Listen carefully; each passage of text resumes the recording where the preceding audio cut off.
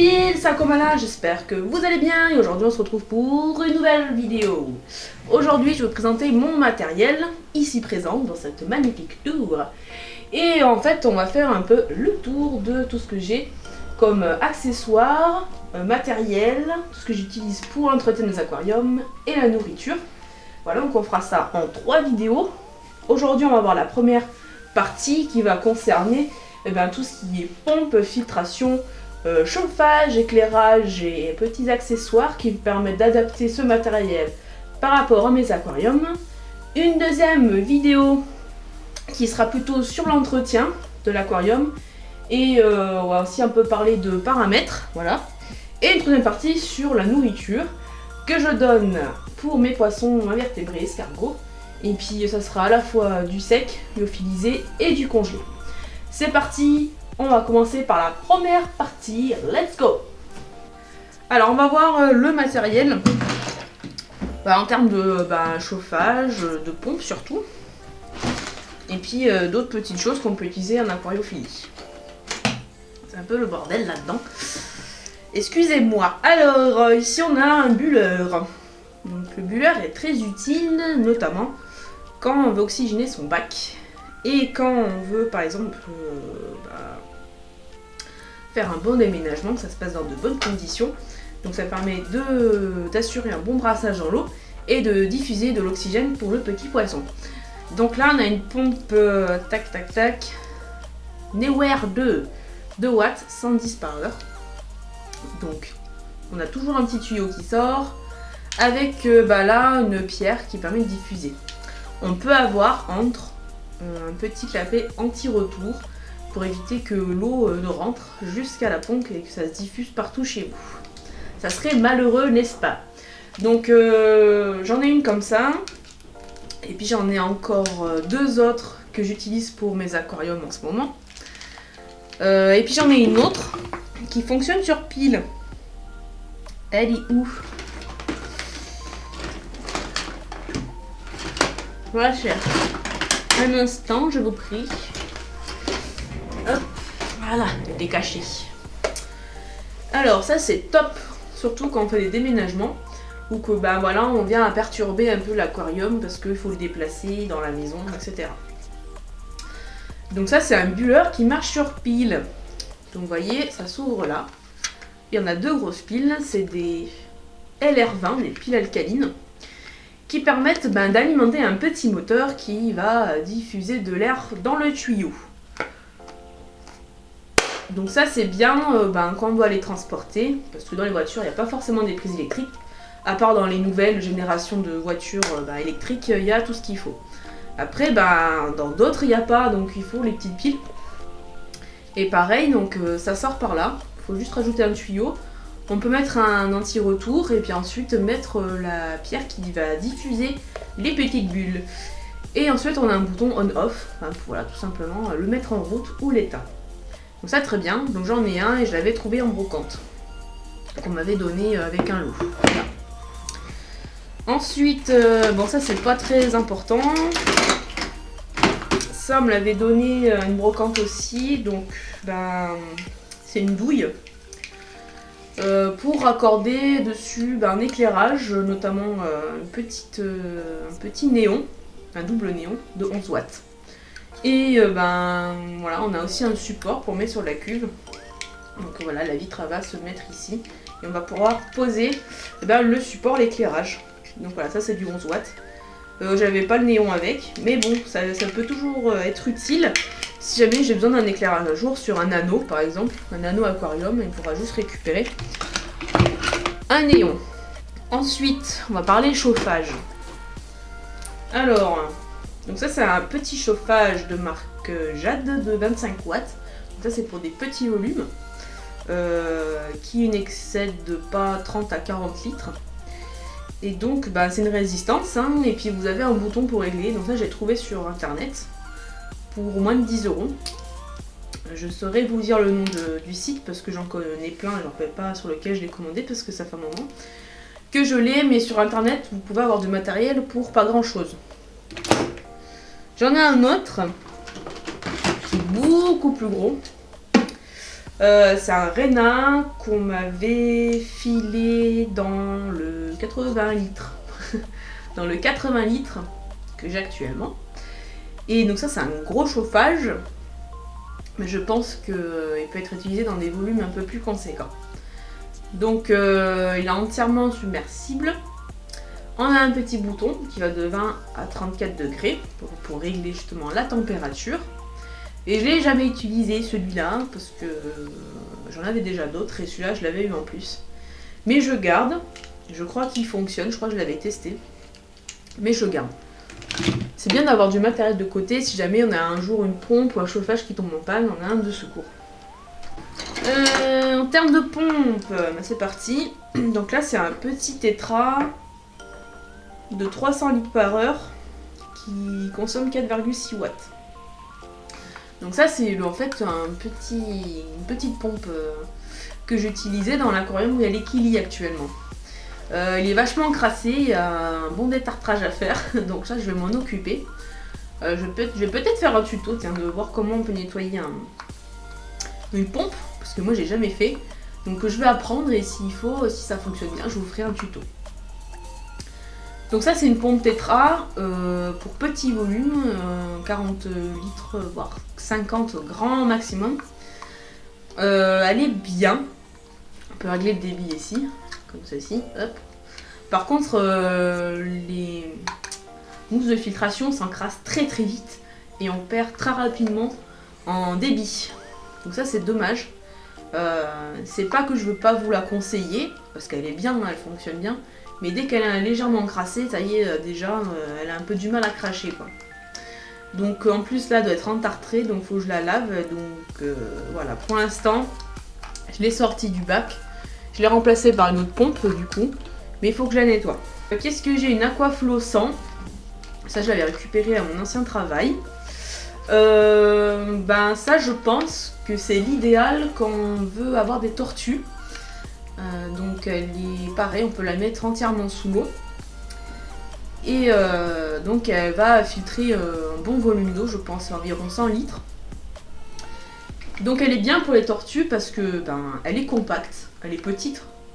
Vraiment elle est petite comparée à d'autres produits. Et puis on a quand même un bon compartiment à filtration, on peut mettre un peu ce qu'on veut dedans. Et elle envoie du débit aussi. Donc voilà, elle est assez discrète et elle filtre de gros volumes quand même. Donc ça c'est plutôt pas mal pour les tortues. Aquaterrarium, des choses comme ça. Hop, une autre pompe qui est très bien. C'est la IM Aquaball que j'avais dans mon 80 litres. Je vous l'ai présenté dans une précédente vidéo qui était comment choisir ses masses de filtration. Donc une Aquaball qui fait partie d'une grande série de pompes avec différents compartiments, plus ou moins de compartiments dans lesquels on en a 3. Et donc ça c'est celle que j'avais dans mon 80 litres anciennement et qui fonctionnait très bien. Donc ça c'est une pompe interne.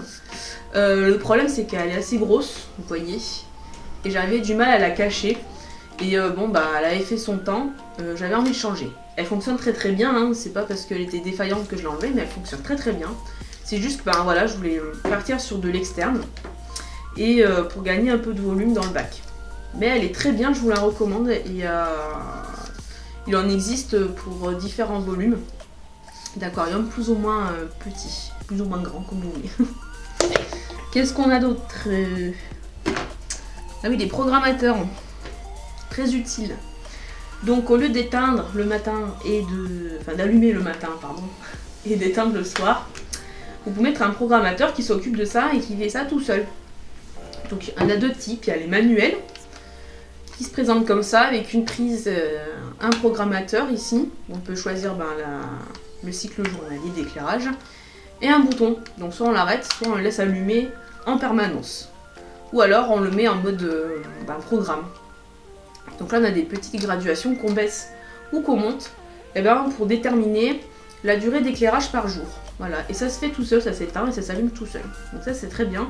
Ça vaut rien du tout, surtout si vous le prenez dans un magasin de bricolage. Parce que si vous prenez en animalerie, eux ils s'embêtent pas, ils mettent 3 fois ou 4 fois le prix. C'est vachement plus cher, donc allez dans un magasin de bricolage, c'est exactement les mêmes. et vous aurez pour 2 euros. Ensuite on a les programmateurs digital. Donc pareil, prise.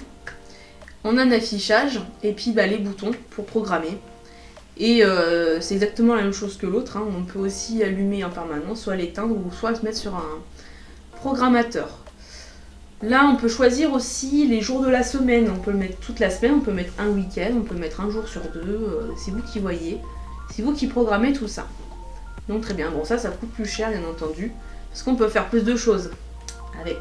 Voilà. Ça, je vous présente, oui, bon. Alors, sur mon 90, j'ai changé d'éclairage il y a un petit moment déjà.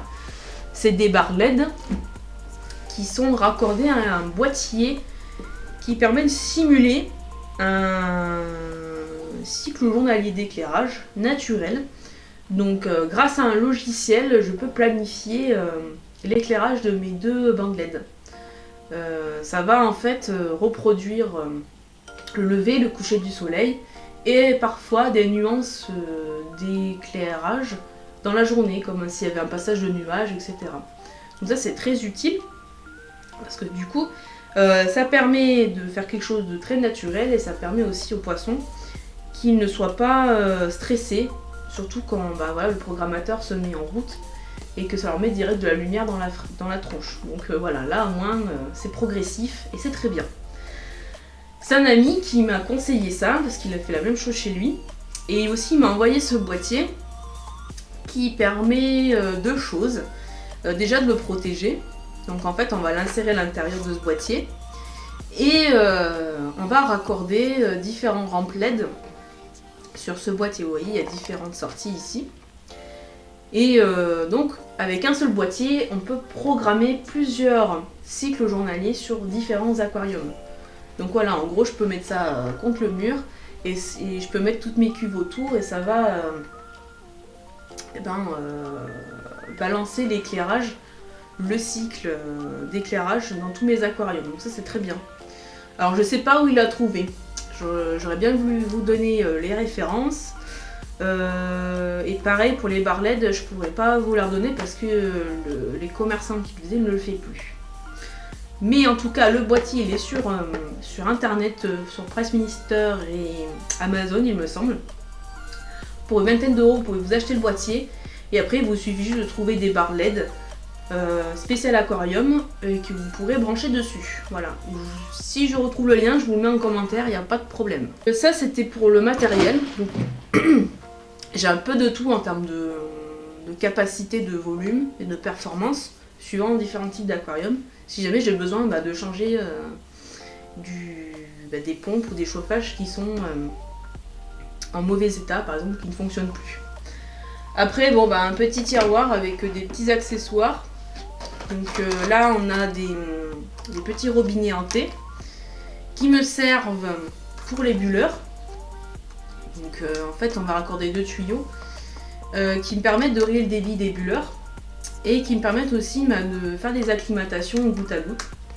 Donc si vous voulez voir comment ça fonctionne, vous allez sur la vidéo acclimatation des crevettes. Je vous montre comment ça fonctionne l'acclimatation au goutte à goutte. Ensuite, j'ai du tuyau à air silicone Rena. J'en ai coupé plusieurs morceaux. J'ai un peu toutes les tailles. Voilà. Le diamètre, c'est pas indiqué, mais ça passe un peu partout parce que le tuyau il est souple. Hop. Ensuite, j'ai des anti-retours. Donc ça, c'était sur un système CO2. Qu'est-ce que j'ai d'autre? Donc ça c'est pas un anti-retour, ça c'est pour purifier l'air qui va être injecté dans l'aquarium. Donc il y a une petite pierre à filtration à l'intérieur. Ensuite j'ai plein de ventouses. Un peu toutes les tailles. Petites et grosses. Ça me permet de changer les ventouses qu'il y a sur par exemple mes chauffages ou sur mes pompes. Voilà, ça c'est pour un chauffage par exemple. Parce que je sais pas si vous avez remarqué, mais quand l'eau elle est un peu calcaire, ça a tendance à durcir les ventouses et ça colle plus sur la vitre. Donc c'est bien de le changer de temps en temps. Ça c'est une cloche pour la diffusion de CO2 que j'avais dans un kit et que je vous ai présenté il y a longtemps. C'est un kit CO2, je sais plus le nom, vous irez voir. J'ai fait une vidéo exprès et donc ça c'est une cloche que j'ai gardée au cas où si un jour je veux refaire du CO2. Donc en fait on avait ce petit bouchon qui permettait de faire sortir l'oxygène, enfin l'air qu'il y avait dedans quand on mettait la cloche dans l'eau, de le vider. Et derrière on a le tuyau qui va être raccordé un anti-retour et qui va être raccordé aussi à la bombe qui va permettre d'injecter du CO2. Voilà, donc ça se fait manuellement. Donc c'est un kit qui est pas mal pour commencer, mais bon c'est pas... c'est un peu bas de gamme quoi. En même temps il est pas cher, mais bon. Si vous avez un petit aquarium avec un petit peu de plantes, ça peut être pas mal. Oui voilà, et enfin pour terminer, j'ai des cannes de rejet. Donc ça c'est la canne de rejet de mon EIEM, de ma pompe externe. Je l'ai pas laissé dans l'aquarium parce que en fait il n'est pas adapté à ma cuve. Parce qu'en plus j'ai un couvercle qui fait que ça fait pencher la canne et c'est pas joli, on la voit. Voilà, donc j'ai préféré garder juste l'embout qui permet de raccorder à la canne et ça suffit largement pour faire un remous à la surface. Bon, je vais garder quand même, ça peut toujours servir. J'en ai une beaucoup plus petite que j'avais avec la petite pompe qu'il y a dans l'aquarium à crevettes. Donc ça je l'ai gardée mais je l'ai enlevée parce que les crevettes aiment bien le courant mais c'était pas pratique au niveau de la diffusion. Donc j'ai mis autre chose à la place et ça j'ai mis de côté. Et là j'en ai une autre qui est réglable que j'avais eu dans une brocante. Voilà, où je peux régler en fait l'ouverture des sorties. Je peux en mettre plus ou moins. Donc ça c'est pratique et je l'ai aussi gardé. Voilà les amis, c'est tout pour le matériel. Donc, vous voyez j'ai du matériel un petit peu de rechange. Mais j'ai aussi un peu les accessoires pour les adapter à mes aquariums. Donc ça peut être tuyaux en silicone, des robinets, j'ai des clapets anti-retour, j'ai des ventouses pour les charger. Qu'est-ce que j'ai d'autre des cannes de rejet. Voilà, j'ai un peu ce qu'il faut pour permettre un bon débit, permettre aussi d'adapter le matériel par rapport à ce que je veux, par rapport au volume que j'ai. Voilà, donc bon. Ça c'est bien d'avoir des petites choses de rechange chez vous. Je vous demande pas forcément d'acheter des choses en double, hein. Mais quand vous trouvez des produits, du matériel pas cher, profitez-en, prenez au moins un, ce qui vous permettra de changer votre matériel si un jour il tombe en panne. Voilà les amis, c'est tout pour cette première partie. On se retrouve très bientôt pour la seconde, hein. Donc là on parlera de nettoyage, donc entretien de l'aquarium. Qu'est-ce qu'on verra? Je vais pas tout vous dire maintenant, mais on va voir un peu de la mousse, on va voir des masses de filtration, on va voir comment on nettoie les vitres, comment on peut réguler les paramètres de son eau, et des petites astuces pour ça. Et puis après, la troisième partie, mais on verra ça plus tard. Des gros bisous, n'oubliez pas de me suivre sur Facebook, Instagram, aquamalin.fr et de vous abonner. Si vous pouvez mettre aussi un petit pouce bleu, ça m'arrangerait, voilà. Je vous fais à tous de très gros bisous. Et à bientôt sur la chaîne. Ciao ciao. Oh maintenant faut que je range tout le bordel.